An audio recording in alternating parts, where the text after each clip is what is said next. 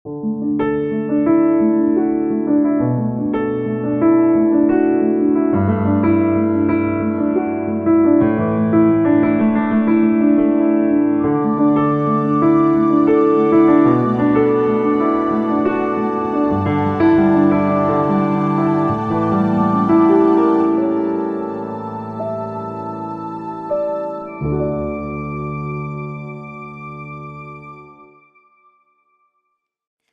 pagi Bapak Ibu Saudara yang dikasihi dalam Tuhan. Mari pada pagi hari ini kita meluangkan waktu sejenak untuk kita boleh sama-sama menyembah Tuhan. Terima kasih Yesus. Haleluya. Ada waktu untuk berduka dan ada waktu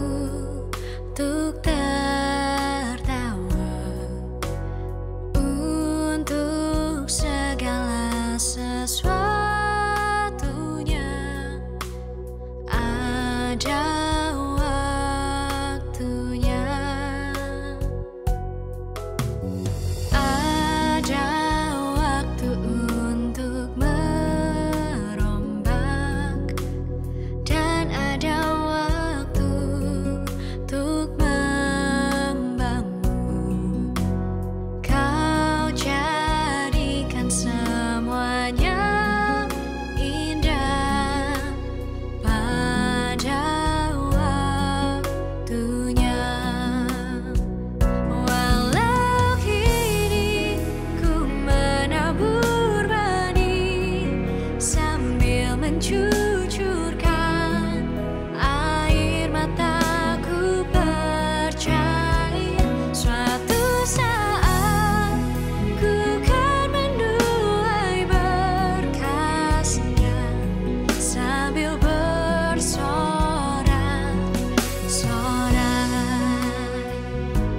Haleluya, terima kasih Tuhan. Ada waktu untuk merombak dan ada waktu untuk membangun. Kau jadikan semuanya indah pada waktunya.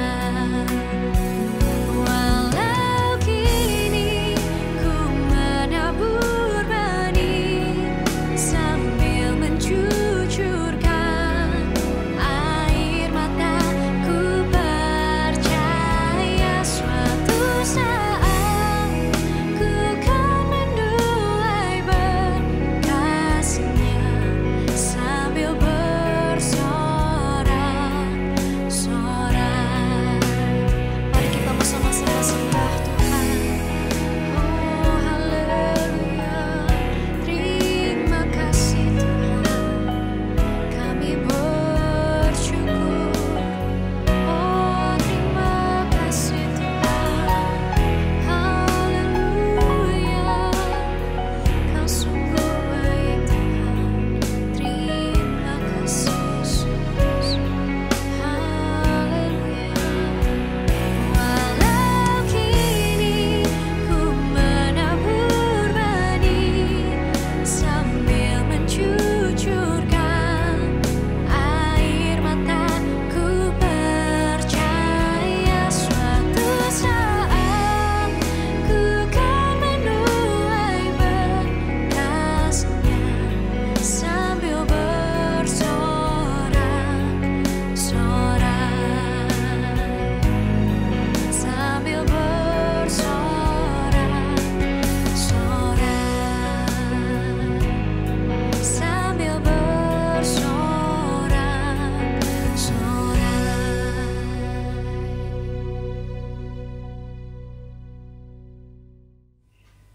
Selamat pagi Bapak Ibu Saudara sekalian dikasihi Tuhan. Senang sekali pada pagi hari ini kita bisa berjumpa kembali. Ya puji Tuhan kalau kita sudah melewati 10 hari doa dari kepenuhan Roh Kudus, dari pencurahan Roh Kudus, dan kita boleh merayakan hari Pentakosta, di mana Roh Kudus dicurahkan, kita memperingatinya. Oleh karena itu Bapak Ibu, Kalau kita tahu bahwa Roh Kudus adalah pribadi yang sama dengan Yesus yang seharusnya tinggal di dalam kehidupan kita terus-menerus. Ya, mungkin kalau di suratan Efesus dikatakan kalau ketika kita percaya, kita sudah dimeteraikan oleh Roh Kudus. Tetapi karena Yesus pernah berkata kepada murid-murid, nantikanlah janji Bapa, dan mereka berdoa di loteng Yerusalem dan mereka dicurahkan. Disitulah di mana ada perubahan, di mana ada kepenuhan dari Roh Kudus yang dinanti-nantikan. Ya. Jadi Roh Kudus itu bukan saja cukup hanya waktu di 10 hari doa ini saja, tetapi justru dalam keseharian kita, ya, sama seperti firman Tuhan, ya, kita renungkan setiap hari, Roh Kudus pun juga seharusnya memenuhi kehidupan kita. Nah, oleh karena itu Bapak Ibu, bagaimana supaya kita selalu tetap basah, ya, kalau saya berikan judul renungan pada pagi hari ini, tetap basah, ya. Seringkali kita sering merenungkan atau mungkin kita sering merasa kering, ya, istilahnya kering rohani gitu ya, merasa tidak ada jamahan, merasa tidak ada perubahan, mungkin tidak merasa keinginan atau dipuaskan, ya, Bapak Ibu. Kalau kita renungkan baik-baik, ya, kalau Bapak Ibu perhatikan di Alkitab ada 2 tokoh yang saya perhatikan adalah orang yang haus, ya, orang yang ingin dipuaskan. Yang pertama adalah wanita Samaria. Ya, Yesus pernah berkata di dalam Yohanes pasal 4 ayat 14, tetapi barang siapa minum air yang kuberikan kepadanya, ia tidak akan haus untuk selama-lamanya. Sebaliknya air yang kuberikan kepadanya akan menjadi mata air di dalam dirinya. Yesus berkata, kalau aku memberikan air dan menjadi mata air, dan itu akan terus memancar sampai hidup yang kekal. Ya. Jadi sesuatu yang mungkin secara manusia mustahil, apalagi wanita Samaria pada waktu itu juga merasa apa maksudnya begitu, ya. Nah, kata perempuan itu kepadanya, Tuhan berikanlah aku air itu. Jadi ada keinginan supaya aku tidak haus dan tidak usah datang lagi ke sini untuk menimba air. Ya, maksudnya si wanita itu dia tidak perlu repot-repot karena pada waktu itu Yesus lagi sedang meminta air.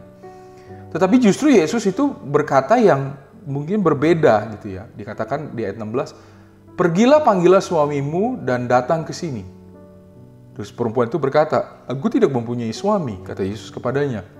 Tepat katamu bahwa engkau tidak mempunyai suami, sebab engkau sudah mempunyai 5 suami, yang ada sekarang padamu bukanlah suamimu. Hal ini engkau berkata benar. Kata perempuan itu kepadanya, Tuhan, nyata sekarang padaku bahwa engkau seorang nabi. Bapak Ibu, yang saya maksud adalah di sini, ketika firman Tuhan itu datang kepada kita dan menegur, membenarkan atau menghidupkan kembali, ya, memperingati kehidupan kita, memperingati, maksudnya memberikan awas gitu, ya, supaya kamu jangan berbuat itu seperti itu lagi, atau seperti peringatan untuk kita semua, gitu, sama seperti wanita Samaria. Dan wanita Samaria itu mengakui bahwa iya betul, aku memang sudah punya 5 suami. Yang saya maksud di sini adalah ternyata kehidupan dari wanita Samaria ini adalah ketidakpuasan. Masalahnya di situ.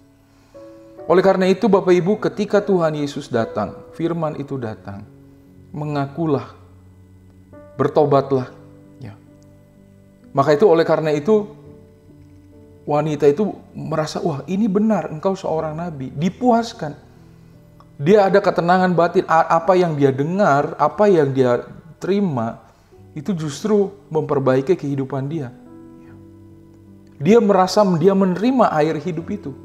Dan bahkan kalau kita perhatikan janji Yesus adalah ketika kamu minum, ya, dan kamu akan bahkan menjadi mata air itu sendiri dan terus menerus.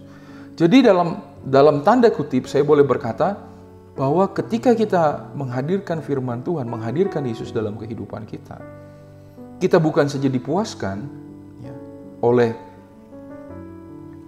Roh Kudus, ya, bahkan kehidupan kita pun juga boleh memancarkan air kehidupan. Kita boleh menjadi berkat. Dia terbukti ketika wanita Samaria itu pergi ke kota, balik, dan dia memberitakan apa yang dia terima dan dia alami, ya, banyak orang percaya. Yang kedua adalah di Kisah Para Rasul pasal 8, ya di sini ada seorang rasul bernama Filipus. Dan Filipus ini bertemu dengan sida-sida yang sedang membaca kitab Yesaya. Ya, di dalam Kisah Rasul pasal 8 ayat 31, si Filipus bertanya dan sida-sida itu mengatakan kembali jawabnya, bagaimanakah aku dapat mengerti kalau tidak ada yang membimbing aku? Lalu ia meminta Filipus naik dan duduk di sampingnya. Nah, dan nas itu yang berbunyi sebagai berikut. Seperti seekor domba ia dibawa ke pembantaian, dan seperti anak domba yang keluh di depan orang yang menggunting bulunya, demikianlah ia tidak membuka mulutnya. Di dalam kehinaannya berlangsunglah hukumnya. Siapakah yang akan menceritakan asal-usulnya? Sebab nyawanya diambil dari bumi. Maka kata sida-sida itu kepada Filipus, aku bertanya kepadamu, tentang siapakah Nabi berkata demikian? Tentang dirinya sendiri atau tentang orang lain? Maka mulailah Filipus berbicara dan bertolak dari nas itu dan memberitakan Injil Yesus kepadanya. Dan mereka melanjutkan perjalanan mereka, dan di situ di suatu tempat yang ada air, lalu sida-sida itu lihat di situ ada air. Apakah halangannya jika aku dibaptis? Dan Filipus berkata, Tuhan, jika Tuhan percaya dengan segenap hati, bolehlah. Jawabnya, aku percaya bahwa Yesus Kristus adalah anak Allah. Yang saya ingin mau sampaikan adalah Bapak Ibu, tetaplah di dalam persekutuan. Tetaplah dalam hidup dalam pemberitaan firman Tuhan. Kalau sida-sida ini ya butuh seseorang yang menjelaskan. Saya percaya semua yang ada di dunia ini yang sudah Tuhan berikan, Alkitab, pemberitaan firman di gereja, bahkan sekarang di online, ya. Saya ingin mendorong Bapak Ibu untuk tetap di dalam pemberitaan, untuk tetap dalam perenungan firman Tuhan. Supaya apa? Supaya hidup kita itu selalu diperbarui. Ya. Ya, betul, mungkin kita sudah percaya, kita sudah dibaptis, kita tidak perlu dibaptis. Tetapi Yesus pernah berkata, Yohanes itu membaptis dengan air, tapi Yesus itu membaptis dengan Roh Kudus. Mari Bapak Ibu, dengan mendengar firman Tuhan dan dengan mengerti dari firman Tuhan, membuat diri kita itu diperbaharui hari demi hari. Kita harus mengakui bahwa hidup kita ini masih di dalam daging, masih dalam kelemahan, masih jatuh di dalam dosa. Oleh karena itu, mari kita dengar, mari kita mengenal, mari kita mengerti akan firman Tuhan. Supaya apa? Supaya kita dibaptis terus oleh Roh Kudus, diperbarui. Ya. Kalau di dalam Injil Yohanes katakan, Roh Kudus itu akan mengajar dan mengingatkan. Ya. Nah, kalau kita tidak pernah membaca, kalau kita tidak pernah berusaha, itu akan sulit. Ya. Bahkan kalau kita ingat di Pemazmur, ya, Pemazmur suka berkata, hai jiwaku, gitu, bangunlah jiwaku. Dia memaksa diri untuk bisa mengerti, untuk memaksa diri untuk mengenal dekat dengan Tuhan. Ya, mari Bapak Ibu. Nah, saya ingatkan lagi dalam Mazmur pasal 1 ayat 3, seperti pohon yang ditanam di tepi aliran air, yang menghasilkan buahnya pada musimnya, yang tidak layu daunnya, apa saja yang diperbuatnya berhasil. Orang yang dekat dengan air, ya, pohon yang dekat dengan air. Ya, di dalam Yohanes pasal 15 ayat 4, tinggallah di dalam aku di dalam kamu, sama seperti ranting tidak dapat berbuah dari dirinya sendiri kalau ia tidak tinggal dalam pokok anggur. Demikian juga kamu tidak berbuah jikalau kamu tidak tinggal di dalam aku. Ya, akulah pokok anggur dan kamulah ranting-rantingnya. Barang siapa tinggal dalam aku dan aku dalam dia, dan ia berbuah banyak. Sebab itu di luar aku kamu tidak dapat berbuat apa-apa. Ingat Bapak Ibu, mungkin kita kuat sekarang ini, mungkin kita sehat, kita mungkin banyak kelebihan. Tapi jelas dikatakan di sini berulang bahwa kamu tinggal. Bahkan di dalam Yohanes pasal 14 ayat 15, jikalau kamu mengasihi aku, kamu akan menuruti segala perintahku. Jadi bukan dengan kuat gagah, bukan dengan pemikiran kita. Ya memang tubuh ini Tuhan berikan, karuniakan. Tubuh ini diberikan untuk kita bisa berpikir, untuk kita bisa bekerja. Ya. Tetapi percayalah, ketika kita mau tetap basah, percayalah kalau kita mau tetap di dalam sukacitanya Tuhan, mari diperbarui. Sama seperti Daud, ketika dia ditegur oleh Nabi Nathan, ya, dia tersungkur, dia berpuasa, dia merenungkan dirinya. Oh ternyata aku gak mau kehilangan rohmu, dan aku butuh rohmu itu. Bahkan dia katakan, jangan ambil rohmu daripadaku. Mari Bapak Ibu, tetaplah basah, tetaplah bersuka cita dalam Tuhan. Mungkin ada naik turun, ya, karena kita tinggal di dalam daging. Mungkin ada sesuatu yang membuat kita susah, gitu ya. Akhirnya kita tidak bisa konsentrasi secara rohani. Tapi marilah kita perhatikan baik-baik, balik lagi ke firman Tuhan, balik lagi belajar firman Tuhan. Tertegurlah, bahkan saya mau katakan. Karena teguran itu baik, supaya mengingatkan kita, oh ternyata jalan saya salah, dan saya mau diperbaiki, dan saya mau tetap berbuah untuk kemuliaan Tuhan, dan untuk keselamatan saya. Puji nama Tuhan, diberkati kita semua. Mari kita berdoa. Bapa di surga, kami ucap syukur, Tuhan Engkau sungguh baik, Engkau yang sudah menolong sampai saat ini. Apapun yang sudah Kau kerjakan dalam kehidupan kami percaya itu semua berkat karena Engkau Tuhan Yesus. Biar Tuhan hari demi hari Tuhan kami dipimpin oleh Roh-Mu. Tuhan, mungkin kami dalam kelemahan, mungkin banyak keinginan yang tidak terpuaskan dalam kehidupan kami. Tapi biarlah Tuhan kami membuka selebar-lebar hati kami Tuhan untuk firman-Mu Tuhan, untuk kebenaran firman-Mu Tuhan yang selalu mengoreksi, memperbarui kehidupan kami, dan kami dihibur kembali Tuhan oleh Roh Kudus, sukacita daripada Engkau, sukacita yang daripada surgawi itu turun Tuhan di dalam kehidupan kami Tuhan. Berkati pekerjaan, mata pencarian usaha kami, anak-anak yang bersekolah juga Tuhan, Engkau yang menolong semua.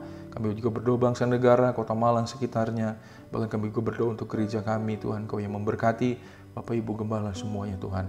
Kami taruh ke dalam tangan-Mu Tuhan. Terima kasih Tuhan Yesus. Kami akhiri dan kami siap Tuhan menyambut hari ini dalam nama Tuhan Yesus.